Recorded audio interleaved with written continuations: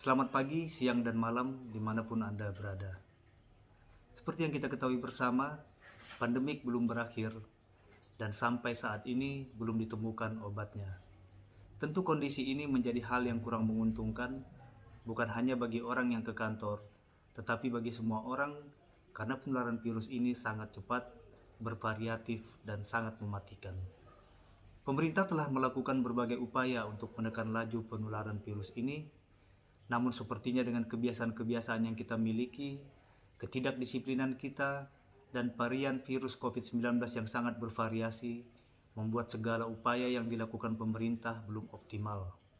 Belum lagi banyaknya pihak yang tidak percaya adanya virus ini melalui statement-statement yang diberikan di media dan sosial media, membuat semakin banyak masyarakat yang terpengaruh untuk tidak mempercayai adanya virus ini.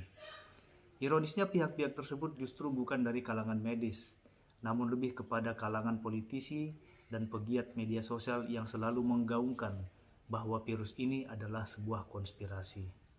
Dengan berbagai alasan yang diatur supaya terkesan benar. Pihak-pihak ini juga yang selalu berteriak dan melakukan protes pada setiap kebijakan yang dilakukan pemerintah untuk memutus mata rantai penularan COVID-19 ini. Mereka selalu mengaitkan bahwa apapun yang dilakukan pemerintah hanya untuk mengakomodir kepentingan bisnis kelompok tertentu, merubah budaya berkumpul yang sudah turun-temurun dilakukan, dan yang paling parah dengan mengait-ngaitkan dengan keyakinan seolah-olah pemerintah melarang masyarakat untuk beribadah. Ada banyak hal yang sudah dilakukan pemerintah, tapi setiap kali kebijakan itu dikeluarkan, setiap itu pula pihak yang kontra mengeluarkan statement yang lebih kencang lagi untuk menentang apa yang sudah dilakukan oleh pemerintah ataupun tenaga medis. Sebegitu kentalnya aroma kepentingan di dalam situasi tersebut. Jadi melalui media ini, saya ingin mengingatkan kembali bahwa COVID ini masih berlangsung dan tidak akan tahu kapan akan berakhir. Sampai saat ini pun belum ada obatnya. Dan kalaupun ada, beberapa rekomendasi di pasaran belum tentu juga cocok dengan tubuh kita dan terbukti tidak semuanya bisa menyembuhkan COVID-19. Selama pandemik masih ada dan obatnya belum ditemukan, maka satu-satunya solusi adalah vaksinasi. Vaksinasi bukan jaminan kita tidak akan tertular virus COVID-19 ini. Vaksinasi juga bukan untuk menyembuhkan, namun vaksinasi akan memberikan kekebalan bagi tubuh kita, sehingga tubuh kita lebih siap dan kuat jika suatu saat tertular virus ini. COVID ini adalah masalah kesehatan, jadi berhentilah mengambil atau mendengarkan berita yang bersumber dari orang-orang non-medis. Mari kita dengarkan apa pendapat para ahli medis dan ikuti apa yang dilakukan oleh pemerintah. Sampai saat ini sudah ada 50 juta masyarakat Indonesia yang sudah divaksin, dan memang benar ada beberapa kasus yang mengakibatkan hal buruk, bahkan sampai kematian pada orang yang divaksin. Tapi jumlahnya kan hanya sedikit. Masa gara-gara beberapa kasus itu kita memutuskan untuk tidak mau divaksin?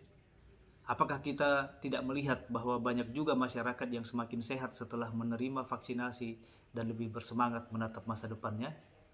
Ayolah berhenti berpedoman kepada hal-hal buruk yang terkadang sengaja dihembuskan oleh kalangan yang berbicara atas nama kepentingan kelompoknya, dan marilah kita menjadikan hal-hal positif yang didapat dari vaksinasi ini untuk kita lebih siap menjalankan kembali aktivitas kita dengan normal.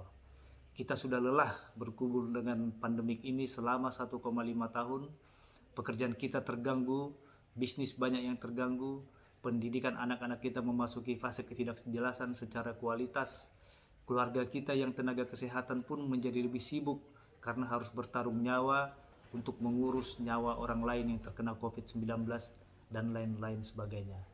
Masihkah kita bertahan tidak mau divaksin karena alasan memperkaya negara lain, memperlancar bisnis pemerintah dan lain-lain, sedangkan risiko itu ada di diri kita sendiri, bukan di diri mereka.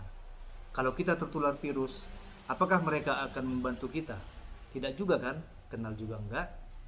Pemerintah sudah lelah melarang kita untuk tidak ini itu. Jadi yang terbaik adalah vaksinasi untuk menerapkan herd immunity, di mana kekebalan tubuh masyarakat akan menjadi kunci pengendalian penyebaran pandemi ini. Kesehatan Anda mendukung kesehatan kami, dan sebaliknya kesehatan kami mendukung kesehatan Anda. Jadi kuncinya sehat, dan harus bisa sehat bersama-sama. Karena dengan itulah kita bisa memenangkan peperangan melawan pandemi ini. Jadi sekali lagi, Marilah kita mengikuti vaksinasi, mumpung vaksinnya juga disediakan oleh pemerintah, dan ini harganya tidak murah, supaya pergerakan virus ini semakin terbatas dan lama-kelamaan akan menyerah sendiri serta punah dari muka bumi ini, dan kita pun dapat menggapai masa depan kita dengan sangat maksimal. Terima kasih.